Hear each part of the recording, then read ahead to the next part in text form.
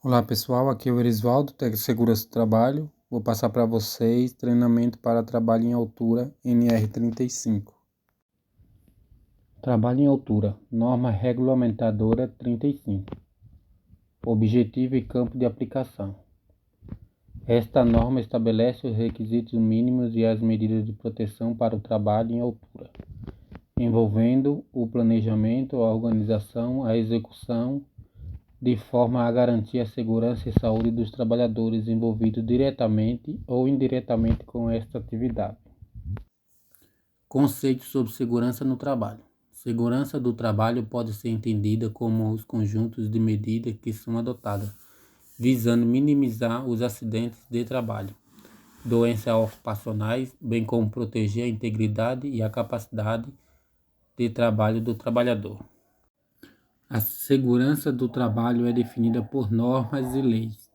No Brasil, a legislação de segurança do trabalho compõe-se de normas regulamentadoras rurais, outras leis complementares, como portarias e decretos, e também as convenções internacionais da Organização Internacional do Trabalho, ratificada pelo Brasil. Definição: o que é um trabalho em altura? É toda atividade executada acima de 2 metros do piso de referência. Uma das principais causas de morte de trabalhadores se deve ao acidente envolvendo queda de pessoas e materiais. Segundo dados do Ministério do Trabalho e Emprego, MTE, 40% dos acidentes de trabalho no Brasil estão relacionados à queda de trabalhadores em altura. A grande maioria dos acidentes relacionados com a queda em altura ocorre devido ao excesso de confiança. Os acidentes mais frequentes são os que causam fraturas, luxações, amputações e outros ferimentos. Muitos causam a morte do trabalhador. A atualização tecnológica constante nas empresas e a adoção de medidas eficazes de segurança resolveriam grande parte desses acidentes. Locais com risco de quedas em altura. O risco de queda existe em vários ramos de atividade. Devemos intervir nessas situações de risco, regularizando o processo e tornando os trabalhos mais seguros.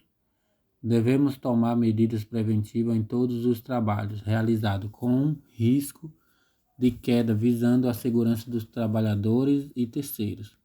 Acidentes fatais por queda em altura ocorrem principalmente em obras da construção civil, serviço de manutenção e limpeza em fachada, serviço de manutenção em telhados, pontes rolantes, montagem de estruturas diversas, depósito de materiais, serviço em linha de transmissões de postes elétricos, trabalho de manutenção em torres, serviços diversos em locais com aberturas de pisos e paredes, sem proteção e etc.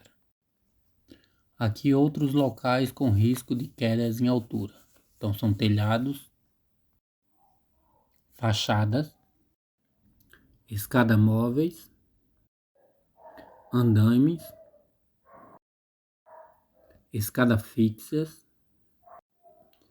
áreas confinadas, beirais, vigas.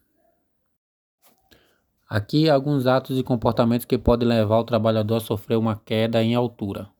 A pressa, realizar o trabalho depressa de forma a colocar sua integridade física em risco. Improvisação, adequar ferramentas ou máquinas para a execução do trabalho. Autoexclusão, estar diante do risco e se omitir, pois não é problema seu.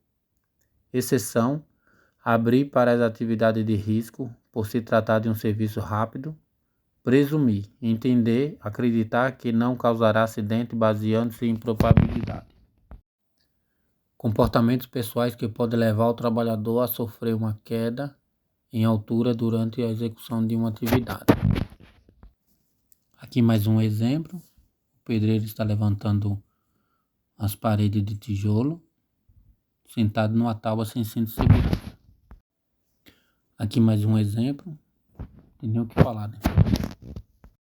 Responsabilidade. Cabe ao empregador garantir a implementação de medidas de proteção estabelecidas nesta norma, Assegurar a realização da análise de risco e, quanto aplicável, a emissão da permissão de trabalho APT. Desenvolver procedimentos operacionais para atividades rotineiras de trabalho em altura. Assegurar a realização da avaliação prévia das condições no local de trabalho em altura, pelo estudo, planejamento e implementação das ações e das medidas complementares de segurança aplicáveis. Adotar as providências necessárias para acompanhar o cumprimento das medidas de proteção estabelecidas nesta norma pela empresa contratada. Garantir aos trabalhadores informações atualizadas sobre os riscos e as medidas de controle. Garantir que qualquer trabalhador em altura só se inicie depois de adotadas medidas de proteção definitiva nestas normas. Assegurar a suspensão dos trabalhadores em altura quando verificar situação ou condição de risco não prevista, cuja eliminação e neutralização imediata não seja possível. Estabelecer uma sistemática de autorização dos trabalhadores para o trabalho em altura.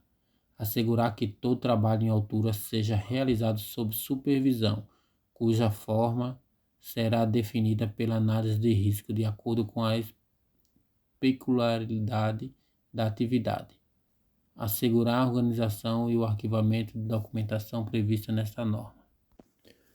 Cabe aos trabalhadores cumprir as disposições legais e regulamentares sobre o trabalho em altura, inclusive os procedimentos expedidos pelo empregador.